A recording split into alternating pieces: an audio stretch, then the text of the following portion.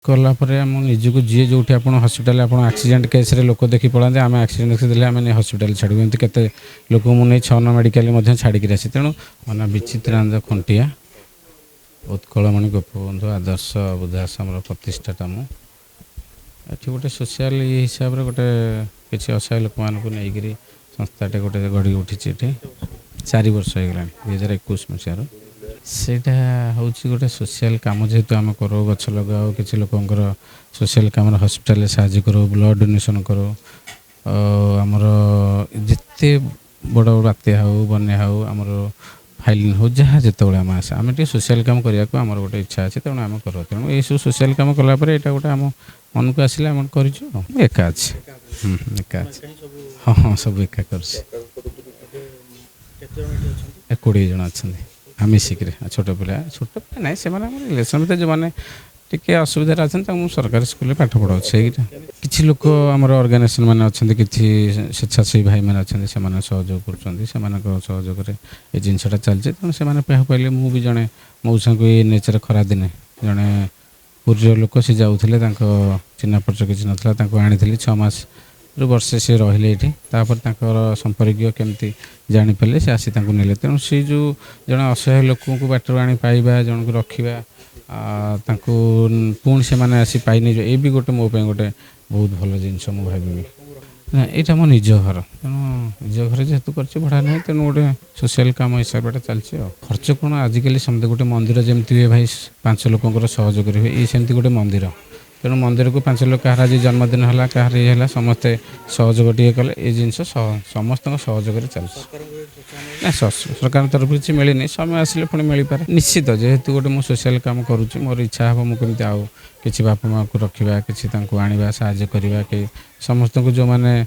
ସମସ୍ତଙ୍କୁ ତ ସାହାଯ୍ୟ କରିହେବନି ଯେତିକି ପାରିବା ସେ ଜିନିଷଟା କରିବା ବୋଲି ମୋର ଆଶା ଅଛି ସେଇଟା ଦେଖନ୍ତୁ ସେଇଟା ଆମେ କିଛି ଲୋକ ବି ଆମକୁ ପୋଲିସ ପ୍ରଶାସନ ତରଫରୁ ସାହାଯ୍ୟ ମିଳୁଛି ସେମାନେ ଆଣିକିରି ଛାଡ଼ୁଛନ୍ତି କେଉଁଠିକି ରାତିରେ କେଉଁଠିକି ଜାଣିପାରିଲେନି ପଳେଇ ଆସୁଛନ୍ତି ଏମିତି ବହୁତ ଲୋକ ଯାଜପୁର ଭଦ୍ରକ ବାଲେଶ୍ୱର କିଛି ଲୋକ ବସ୍ରେ ଆସୁଛନ୍ତି ଭୁବନେଶ୍ୱରରେ ଓହ୍ଲେଇ ପଡ଼ୁଛନ୍ତି ତାପରେ କିଛି ଆଡ୍ରେସ୍ କହିପାରୁନାହାନ୍ତି ସେମିତି ମୁଁ କିଛି ଲୋକଙ୍କୁ ବି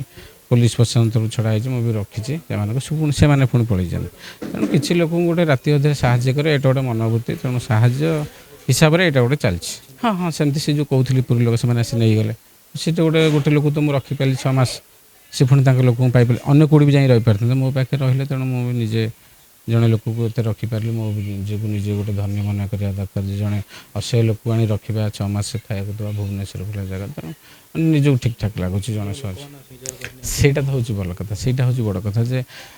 ବାହାର ଲୋକ ଆସିବା ତାଙ୍କୁ ନିଜର କରିକି ରଖିବା ତାଙ୍କୁ ଖାଇବାକୁ ଦେବା ତାଙ୍କର ଦେହ ମୁଣ୍ଡ ଦେଖିବା ହସ୍ପିଟାଲ ନେବା ରାତି ଦିନ ସମାନ ଏଠି ଯେତେବେଳେ ଯାହାର ଅସୁବିଧା ହେଲା ଆମେ ନେଇକି ତାଙ୍କୁ ହସ୍ପିଟାଲରେ ପହଞ୍ଚାଇବାକୁ ପଡ଼ିବ ଯେହେତୁ ଆମର ଦାୟିତ୍ୱ ନେଇଛେ ଦାୟିତ୍ୱର ସହ କରିବାକୁ ପଡ଼ିବ ଆମକୁ ସୋସିଆଲ ୱାର୍କ କଲା ପରେ ଆମ ନିଜକୁ ଯିଏ ଯୋଉଠି ଆପଣ ହସ୍ପିଟାଲରେ ଆପଣ ଆକ୍ସିଡେଣ୍ଟ କେସ୍‌ରେ ଲୋକ ଦେଖି ପଳାନ୍ତି ଆମେ ଆକ୍ସିଡେଣ୍ଟ ଦେଖିଦେଲେ ଆମେ ନେଇ ହସ୍ପିଟାଲ ଛାଡ଼ିବୁ ଏମିତି କେତେ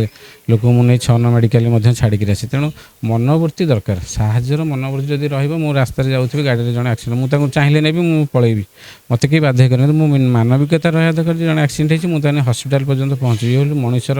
କର୍ତ୍ତବ୍ୟ ମାନବିକତା ସେତିକି ଯଦି ଆପଣ କହିବେ ନିଶ୍ଚିତ ଆପଣ କାଲି ସକାଳେ ମୋ ଜାଗାରେ ଆସି କରିପାରିବେ ସାହାଯ୍ୟ ନିଶ୍ଚିତ କରିବେ ସେଇଟା ଯେହେତୁ ସେବା କରିବା ପାଇଁ ଗୋପବନ୍ଧୁଙ୍କର ଗୋଟେ ଆଦର୍ଶ ଥିଲା ତେଣୁ ମୁଁ କଲି ବୋଲି କିଛି ନାହିଁ ତେଣୁ ସେମିତି ଗୋଟେ ଭଲ ଲୋକ ନାଁରେ ଦେଲେ ଲୋକ ସଂସ୍ଥା ଗୋଟେ ଚାଲିବ କି ତାଙ୍କ ସରକାର ଯେମିତି ଗୋଟେ ବିଭିନ୍ନ ମହାପୁରୁଷ ନାଁରେ କରୁଛନ୍ତି ମୁଁ ସେମିତି ଜଣେ ମହାପୁରୁଷ ନାଁରେ ଆମର ଓଡ଼ିଆ ଲୋକଙ୍କ ଏରେ ଉତ୍କଳମଣି ଗୋପବନ୍ଧୁ ଆଦର୍ଶ ବୃଦ୍ଧାଶ୍ରମ ଦିଆଯାଇଛି ସେଥିରେ କିଛି ମତ ପାର୍ଥକ୍ୟ ନାହିଁ ସେଇଟା ଗୋଟେ ଲୋକଙ୍କ ନାଁରେ ଦେବାର କିଛି ନାହିଁ ମୋର ଇଚ୍ଛା ହେଲା ମୁଁ ଜଣେ ଦେଲି ନିଶ୍ଚିତ ବାହାରିବା ଦରକାର ସମାଜରେ କିଛି ଲୋକ ଏମିତି ବାହାରିଲେ ସମାଜସେବୀ ବାହାରିଲେ କିଛି ଅସହାୟ ଲୋକ ନିଶ୍ଚିତ ସାହାଯ୍ୟ ପାଇପାରିବେ ଏଥିରେ କିଛି ସନ୍ଦେହ ନାହିଁ ମୁଁ ବିଭିନ୍ନ ପ୍ରକାର କାମ ଅଛି ମୋର ଛୋଟ ମୋଟ କାମ ମୁଁ କରେ ତେଣୁ ତା ଦେହରୁ ଯାହା ଇନକମ୍ ହୁଏ ଏଥିରେ ଗୋଟେ ଖର୍ଚ୍ଚ ହୁଏ ତେଣୁ ସମସ୍ତଙ୍କ ସ୍ୱାସ୍ଥ୍ୟଠାରୁ ଆରମ୍ଭ କରି ଖାଇବା ସବୁ ଜିନିଷ ବୁଝିବାକୁ ପଡ଼ିବ ଯେହେତୁ ଆମେ ଗୋଟେ ଦାୟିତ୍ୱ ନେଇଛେ ସେ ଦାୟିତ୍ୱଟା ଯେମିତି ସମସ୍ତଙ୍କୁ ପରିବାର ଭଳିଆ ଦେଖିବାକୁ ପଡ଼ିବ ପରିବାର ଭଳିଆ ରଖିବାକୁ ପଡ଼ିବ ତାହେଲେ ଆପଣ ଜାଣିବେ ଯେ ଗୋଟେ ଜିନିଷ ଯେଉଁଟା କରିଛି ସେଇଟା ଆପଣଙ୍କୁ ସାର୍ଥକ ହେବ ଆପଣଙ୍କୁ ମନ ନିଶ୍ଚିତ ଠିକ୍ ଲାଗିବ ନା ଏଇଠି ଗୋଟେ ଭଲ କାମଟିଏ ହେଉଛି ବହୁତ ଖୁସି ମୁଁ ଏଇସବୁ କାମ କରିବା ପରେ ବହୁତ ଖୁସି।